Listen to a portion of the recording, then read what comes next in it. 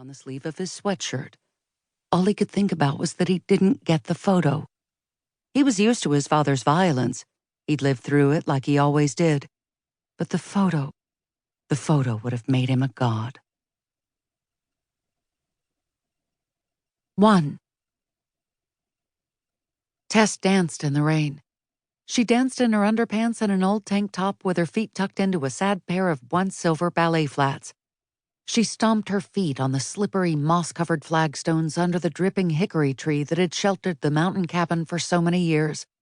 Today she danced to hip-hop. Yesterday it was reggae. The day before that, maybe grunge, maybe not, as long as it was loud enough to be an accomplice to her anger, to sanctify the grief that would never, ever go away. The kind of loud that wasn't possible in Milwaukee. But here on Runaway Mountain, where her nearest neighbors were deer and raccoon, she could blast her music as loud as she needed. The cold, wet wind of an East Tennessee February carried the scent of decaying leaves and skunk. This wasn't the right weather to be outside in only a tank top and underpants, but unlike a dead husband, being wet and cold was something Tess could fix. A broken flagstone caught the toe of her ballet flats, sending it flopping into the weeds. One shoe on, one shoe off, sending all her emotions into her feet. A sharp stone dug at her heel, but if she stopped, her anger would burn her up. She forced her hips to move, tossed her head so that her wet, tangled hair flew. Faster and faster. Don't stop. Don't ever stop. Once you stop. Are you deaf? She froze as a man charged across the rickety wooden bridge that spanned Poorhouse Creek. A mountain man with shaggy dark hair, a fierce nose, and a jackhammer jaw. A bear of a man, sycamore tall and oblivious to the rain, wearing an untucked red and black checked flannel shirt, paint-splattered boots, and jeans designed for hard work. She'd read about these mountain men, hermits who holed up in the wilderness with a pack of feral dogs and an arsenal of military rifles. They went without human contact for months, for years, until they forgot their origins. She stood there immobilized in her old bikini underpants and a wet white cotton tank top that strained over her breasts, braless, furious, half-wild herself, and very much alone. He charged toward her, oblivious to the rain, the wobbly wooden bridge swaying behind him. I put up with this crap yesterday afternoon and yesterday evening and at 2 friggin' o'clock this morning, but I'm not putting up with it any longer. She took him in with a series of quick impressions, defiant waves in the unruly, too long hair that curled wet against his neck. His workman's clothes were rumpled, and a dozen different colors of paint spattered his cracked leather boots.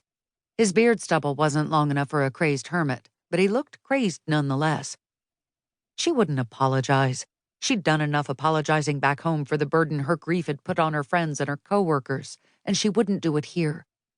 She'd chosen Runaway Mountain not only for its name, but also for its isolation, a place where she could be as impolite, as grief-stricken, as angry at the universe as she wanted to be. Stop yelling at me! How else are you going to hear me?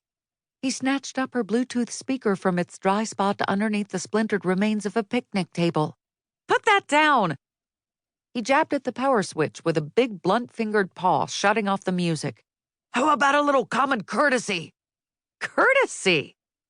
She relished having an outlet for the injustice life had thrown at her. That's what you call storming down here like a wild man? If you had any respect for all this... He made a slashing gesture toward the trees and Poorhouse Creek, the harsh lines of his face so rough-hewn they could have been carved with a chainsaw. If you had any respect, I wouldn't have had to storm down here. And then she saw it, the moment he became aware of her dress, or undress. Eyes the color of slate grazed her disparagingly. But disparaging of what? Of her wet, tangled hair? Of her body, heavier than it should be from trying to suffocate herself with food?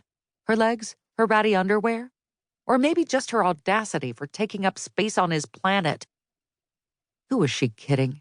With her breasts straining against a wet tank top, she must look like a grotesque cliché of a drunken college girl on a Cancun spring break. Her head swam, high on the rush of her anger. All you had to do was ask politely. His gaze cut through her, his voice a low, deep growl. Yeah, I'm sure that would have worked. She was clearly in the wrong, but she didn't care. Who are you? Someone who'd like a little peace and quiet. 2 words you don't seem to comprehend. No one had reprimanded her since her husband had died. Instead, they all acted as if they